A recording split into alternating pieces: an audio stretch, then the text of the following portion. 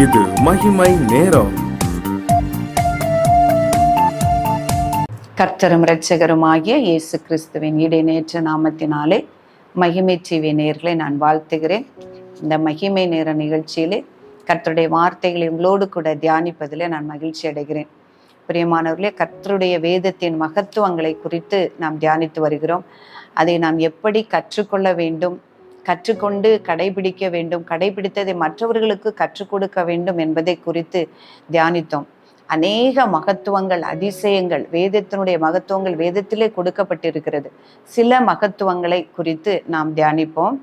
சங்கீதம் 19 அதிகாரம் 7 கர்த்தருடைய வேதம் குறைவற்றதும் ஆத்துமாவை உயிர்ப்பிக்கிறதுமா இருக்கிறது.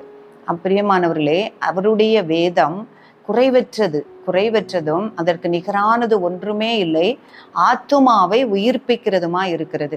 இந்த வார்த்தையை நாம் தியானிக்கும் பொழுது அதாவது செத்து போன ஆத்துமாவை, பாவத்தினால் செத்து போன ஆத்துமாவை அவருடைய வார்த்தை, அவருடைய வசனம், அவருடைய வேதம் உயிர்ப்பிக்க வல்லதா இருக்கிறது. இந்த அவருடைய வசனமே உயிர்ப்பிக்கிறது. இயேசு கிறிஸ்து சொல்லும்போது சொல்லுகிறாரு, யோவான் சுவிசேஷத்தில் 6 அதிகாரம் 63 ஆவியை உயிர்ப்பிக்கிறது, மாம்சமானது ஒன்றுக்கும் உதவாது. இந்த நான் உங்களுக்கு சொல்லுகிற வசனமே ஆவியாயும் ஜீவனாயும் இருக்கிறது. அப்ப இந்த வார்த்தையை இயேசு கிறிஸ்து எந்த இடத்துல சொன்னார் என்று நம்ம வாசித்து பார்க்கும் பொழுது, சீஷர்களுக்கு அவர் கப்பர்நகும் ஜெபாலயத்திலே உபதேசம் பண்ணும் பொழுது அவர் தன்னுடைய சரீரத்தையும் மாம்சத்தையும் குறித்து சொல்லுகிறார்.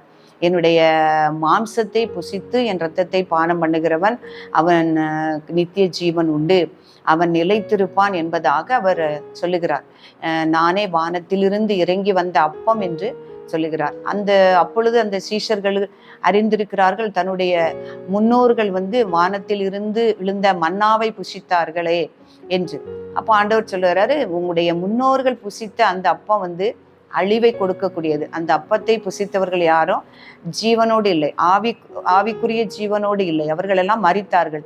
ஆனா நான் கொடுக்கிற இந்த மாம்சத்தை புசிக்கிறவனுக்கு நித்திய ஜீவன் உண்டு என்பதாக சொல்லுகிறார். இந்த வார்த்தைகள் எல்லாம் அந்த அப்போஸ்தலர்கள் கேட்ட பொழுது, சீஷர்கள் கேட்ட பொழுது அவர்களுக்கு இது என்று சற்று விளங்காமல் இருந்தது. அப்பதான் ஆண்டவர் சொல்லுகிறாரு, ஆவிதான் உயிர்ப்பிக்கிறது, மாம்சமானது ஒன்றுக்கும் உதவாது. நான் உங்களுக்கு சொல்லுகிற வசனம் ஆவியாயும் ஜீவனாயும் இருக்கிறது. இப்போ எபிரேயர் 4 அதிகாரம் 12 பார்க்கும் பொழுது ஆண்டவருடைய வார்த்தை குறித்து சொல்லப்பட்டிருக்கிறது. அவருடைய வேதம், அவருடைய தேவனிடத்திலிருந்து வரக்கூடிய வார்த்தை அது ஜீவனாயும் வல்லமையை உடையதாய் இருக்கிறது. ஆத்துமாவையும் ஆவியையும் ஊனையும் கணுக்களையும் பிரிக்கத்தக்கதாகவும் அது தன்னுடைய இருதயத்தினுடைய யோசனைகளையும் நினைவுகளையும் வகையறுக்கிறதாகவும் இருக்கிறது.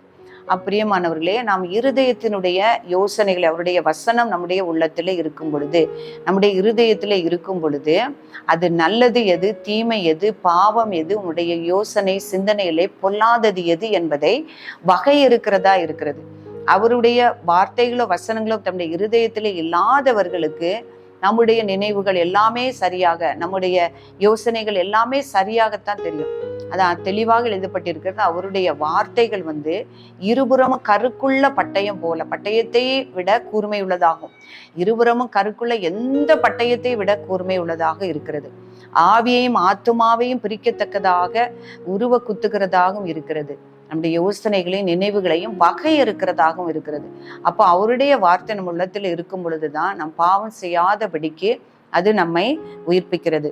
தாவீது சொல்றாரு, நான் உமக்கு விரோதமாக பாவம் செய்யாதபடிக்கு என் வாக்கை உன்னுடைய இருதயத்திலே வைத்து வைத்தேன். அப்ப இருதயத்துல அவருடைய வார்த்தை இருக்கும் பொழுது அது என்ன செய்யுது, நம்முடைய நினைவுகள், நம்முடைய யோசனைகள், நம்முடைய செய்கைகள் எல்லாத்தையும் வகையறுத்து பாவத்திற்கு நம்மை விலக்கி காக்கிறது.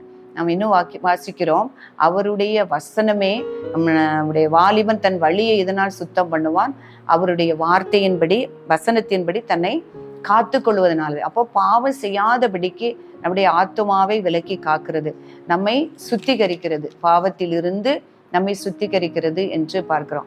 அப்போ அவருடைய வார்த்தைகள் நம்முடைய இருதயத்துல இருக்கும் பொழுதுதான் நம்முடைய ஆத்துமாவை அது உயிர்ப்பிக்கிறது. இன்னும் நம்ம பார்க்கும் பொழுது தாவீது சொல்றாரு,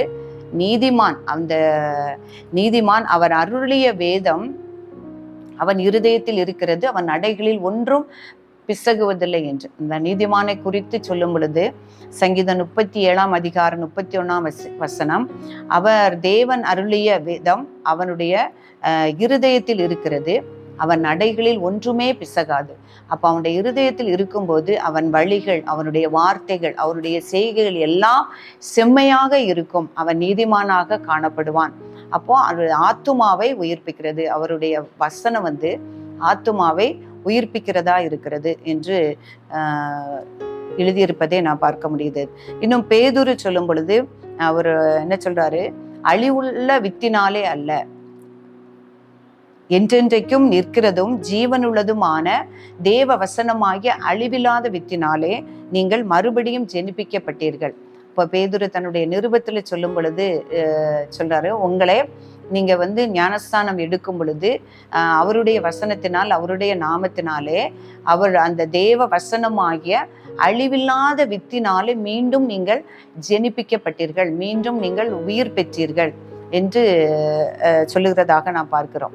அதனால அந்த அவருடைய வசனம் இருதயத்தில் இருக்கும் பொழுது அது ஆத்துமாவை என்ன செய்கிறது, பாவத்திற்கு விலக்கி காக்கிறது, பாவத்திலிருந்து நம்மை சுத்திகரிக்கிறது, நம்முடைய வழி பிசகாதபடி, நம்ம நடைகள் ஒன்றும் பிசகாதபடி வாழ அது உதவி செய்கிறது.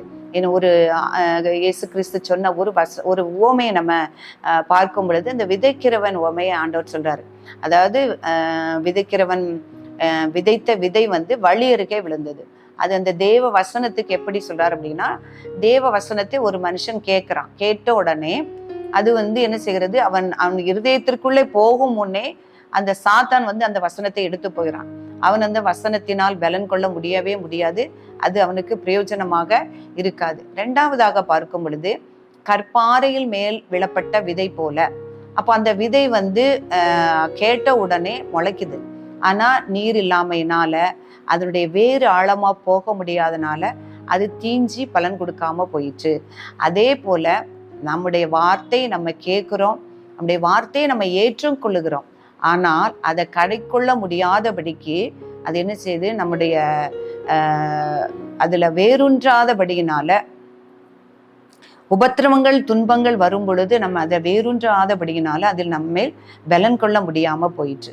அதே போல முள்ளுள்ள இடங்களில விதைக்கப்பட்ட விதைகள் முளைக்கிறது, ஆனா அதில் பலன் கொடுக்க முடியாதபடிக்கு அந்த முள்ளு நெருக்கிறது போல தேவ வசனத்தை கேட்டு அதை ஏற்றுக்கொள்ளுகிறவர்கள் உலக மயக்கத்தினாலும் கவலைகளினாலும் நெருக்கங்கள் வரும் பொழுது என்ன செய்யறாங்கன்னா, அதை கடைபிடிக்க முடியாம பலன் கொள்ள முடியாமல் போகிறார்கள்.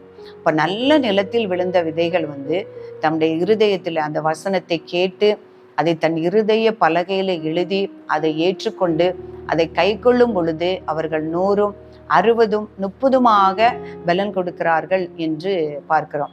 பிரியமானவர்களே, நான் வாசித்தபடி கர்த்தருடைய வேதம் குறைவற்றதும் அது ஆத்துமாவை உயிர்ப்பிக்கிறதுமா இருக்கிறது. அந்த வார்த்தைகள் தம்முடைய இருதயத்தில் நாம் எழுதப்படும் பொழுதுதான் அது பாவத்தையும் கண்டித்து உணர்த்தி அந்த வார்த்தைகள் நம்மை உயிர்ப்பிக்கிறது. பேதுரு சொன்னது போல அழியாத வித்தாகிய அந்த வசனத்தினால, தேவ வசனமாகிய அழிவில்லாத வித்தினாலே நீங்கள் மறுபடியும் ஜெனிப்பிக்கப்பட்டீர்கள் என்றபடி அந்த வசனம் நம்முடைய இருதயத்துல இருக்கும் பொழுது நம்முடைய ஆத்துமா உயிர்ப்பிக்கப்படும்.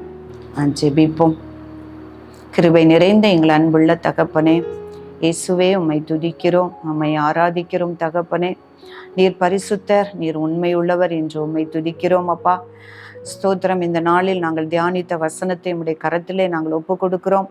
உம்முடைய வேதம் அப்பா குறைவற்றதும் ஆத்துமாவை உயிர்ப்பிக்கிறதுமா இருக்கிறது என்பதை குறித்து நாம் தியானித்தோம். அதுவே எங்களை வழி நடத்துகிறது, எங்கள் பாதையை செவ்வைப்படுத்துகிறது, பாவத்திலிருந்து எங்களை விலக்குகிறது, ஆண்டவரே பாவத்தை சுத்திகரிக்க உதவி செய்கிறது என்பதை குறித்து நாம் தியானித்தோம். அது எங்கள் இருதயத்தில் இருக்கும் பொழுது எங்கள் வழிகளில் ஒன்றுமே பிசகாது, ஒன்றும் விலகாது என்று நாங்கள் வாசித்து தியானித்தபடி ஆண்டவரே எப்பொழுதும் அவைகளை எங்கள் இருதயத்திலே நிறுத்தி கொள்ளவும், அதன்படி நடக்க உடைய வேதத்தின் வெளிச்சத்திலே நடக்கவும் எங்கள் ஒவ்வொருவருக்கும் நீர் கிருபை செய்யும்படியா ஜெபிக்கிறேன்.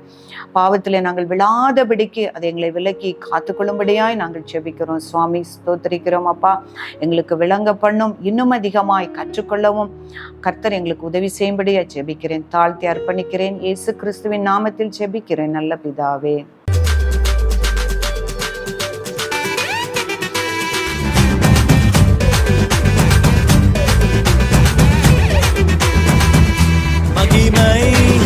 மகிமை